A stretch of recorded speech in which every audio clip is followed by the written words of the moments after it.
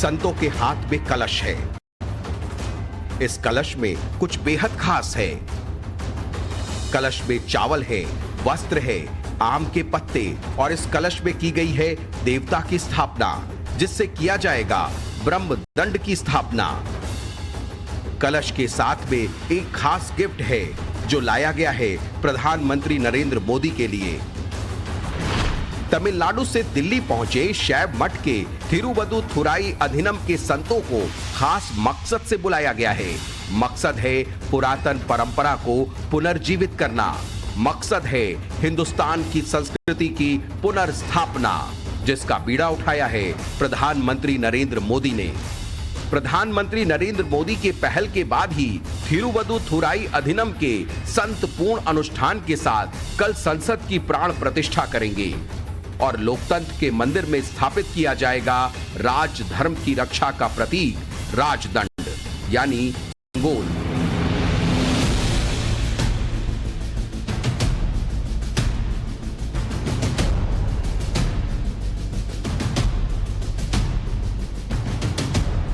सेंगोल हिंदुस्तान की संप्रभुता का सिंबल है, जिसे खोज कर लाए हैं प्रधानमंत्री नरेंद्र मोदी।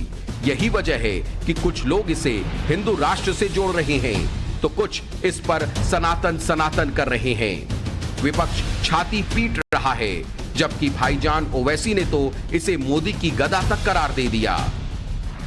आप गदा को इस्तेमाल कर रहे हैं एग्जीक्यूटिव का लेजिस्लेचर के ऊपर।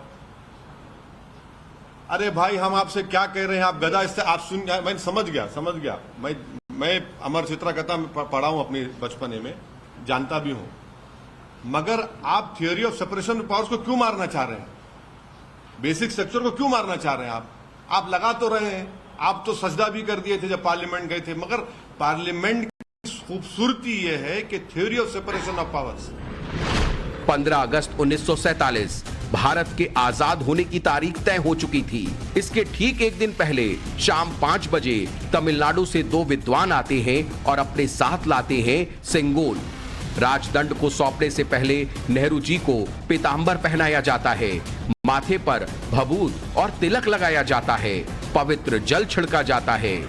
ये सनातन परंपरा इसलिए निभाई जाती है क्योंकि उसी रात पंडित नेहरू अंग्रेजों से सत्ता की बागडोर संसद भवन में अपने हाथ में लेने वाले थे और सत्ता के हस्तांतरण के रूप में ये वही सेंगोल था जो इसका प्रतीक बना।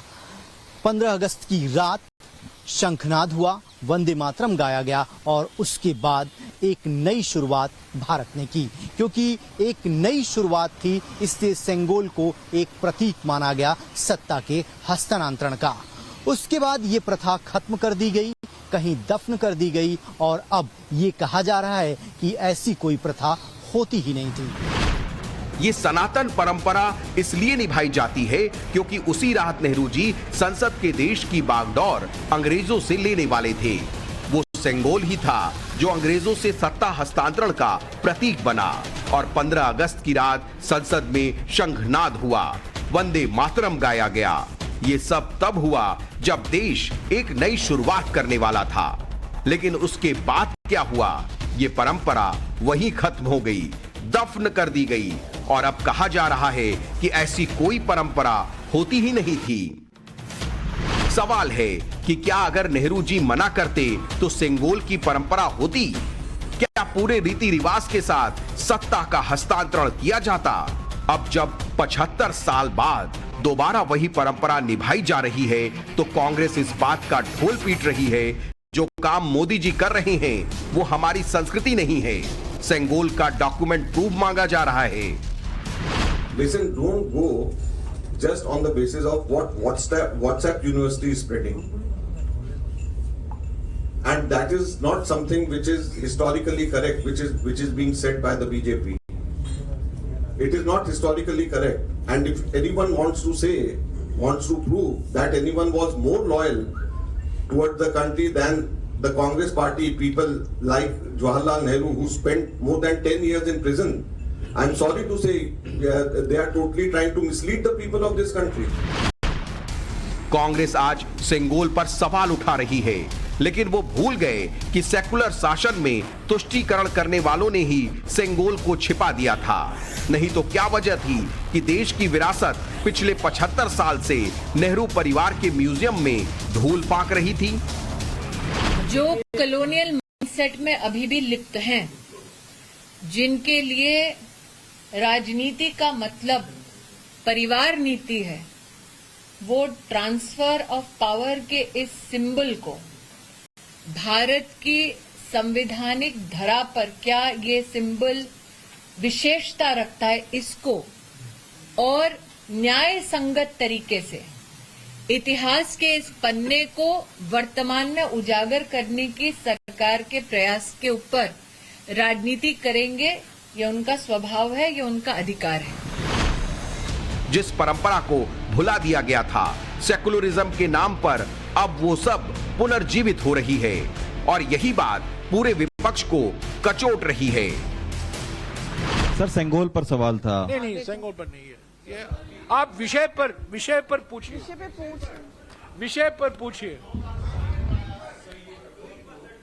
कोई डाइवर्ट करने की कोशिश मत कीजिए, विषय पर पूछिए, विषय पर पूछिए। सेंगोल की तस्वीर ट्वीट करते हुए समाजवादी पार्टी के प्रमुख अखिलेश यादव ने बीजेपी पर तंज कसा। उन्होंने लिखा कि बीजेपी ने मान लिया है कि अब सत्ता सौंपने का समय आ गया है। जितनी चर्चा देश भर में लोकतंत्र के मंदिर की है, देश के संसद की नई इमारत की है, उससे ज्यादा घमासान मचा है लोकतंत्र के मंदिर में धर्म की रक्षा के प्रतीक सेंगोल को लेकर। ऐसा सिर्फ इसलिए क्योंकि सेंगोल की परंपरा पर पड़ी धूल को साफ करने का काम किया है पीएम मोदी ने। प्रधानमंत्री नरेंद्र मोदी पिछले कई महीनों से सेंगोल की तलाश कर रहे थे। ये कहां मिला, सेंगोल है क्या और इसका भारतीय संस्कृति से क्या संबंध है, ये समझना भी जरूरी है। सेंगोल चांदी से बना है, उस पर गोल्डन वर्क है। मौजूदा सेंगोल 1947 में बनाया गया था और सबसे पहले पीएम नेहरू को दिया गया था, जिसे सत्ता हस्तांतरण का प्रतीक माना गया और बाद में इसे प्रयागराज संग्रहालय में रखवा दिया गया। लेकिन अब इसे लोकसभा अध्यक्ष के आसन के पास स्थापित किया जाएगा। सेंगोल शब्द संस्कृति के शंकु से आया, जिसका अर्थ है शंख। सनातन धर्म में शंख को बहुत ही पवित्र माना जाता है। मंदिरों और घरों में आरती के समय शंख का प्रयोग आज भी किया जाता है। वहीं मौजूदा सेंगोल चांदी का बना हुआ 5 फीट लंबा एक दंड है, जिसमें सोने का वर्क किया गया है। इसके शीर्ष पर नंदी विराजमान है, जो शक्ति, सत्य और न्याय के प्रतीक हैं। इसके नीचे कुछ कलाकृतियां बनी हुई हैं, जो पुरातन परंपरा की प्रतीक हैं। इतिहासकारों का मानना है कि चोल काल में राजदंड का इस्तेमाल सत्ता हस्तांतरण दर्शाने के लिए किया जाता था। पुराना राजा नए राजा को इसे सौंपते थे, इस उम्मीद पर कि धर्म और न्याय का शासन कायम रहे। कुछ इतिहासकार गुप्त वंश, मौर्य वंश और विजयनगर साम्राज्य में भी सेंगोल के इस्तेमाल की बात कह रहे हैं। जैसा कि हमने पहले भी बताया, भारत की आजादी के दौरान पंडित नेहरू के कहने पर ही दोबारा इस परंपरा को जीवित किया गया और अंग्रेजों से सत्ता हस्तांतरण के लिए सेंगोल का इस्तेमाल किया गया।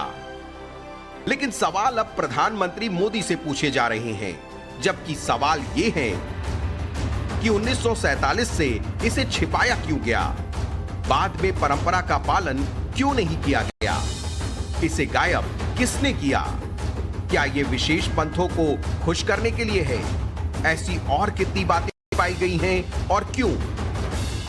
ये वो सवाल हैं जो कांग्रेस की छटपटाहट का कारण है।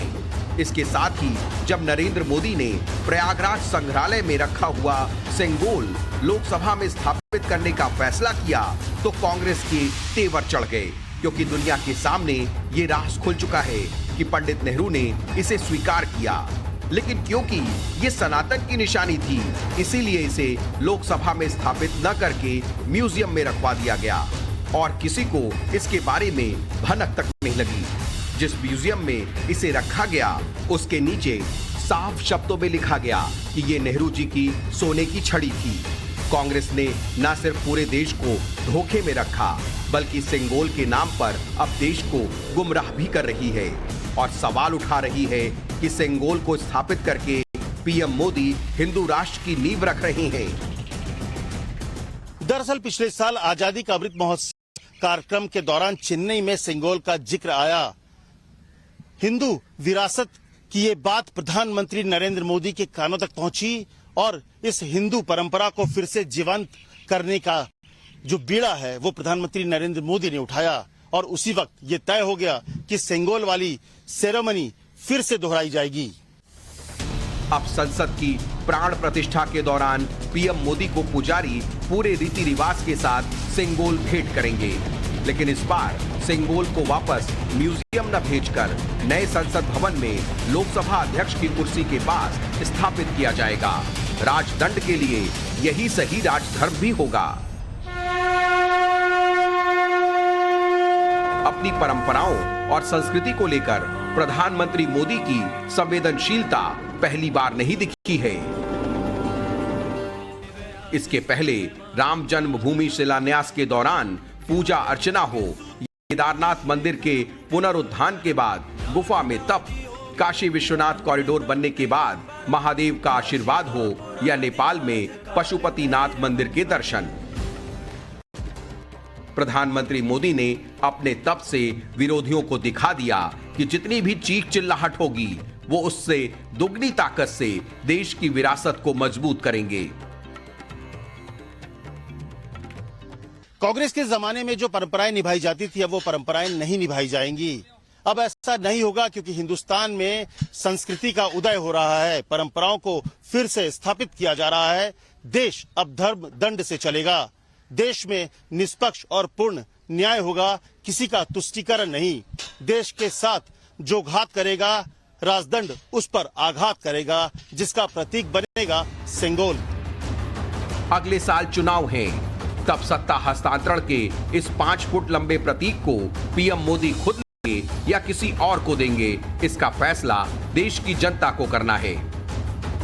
अमित गोलू के साथ ब्यूरो रिपोर्ट, टाइम्स नाउ नव भारत।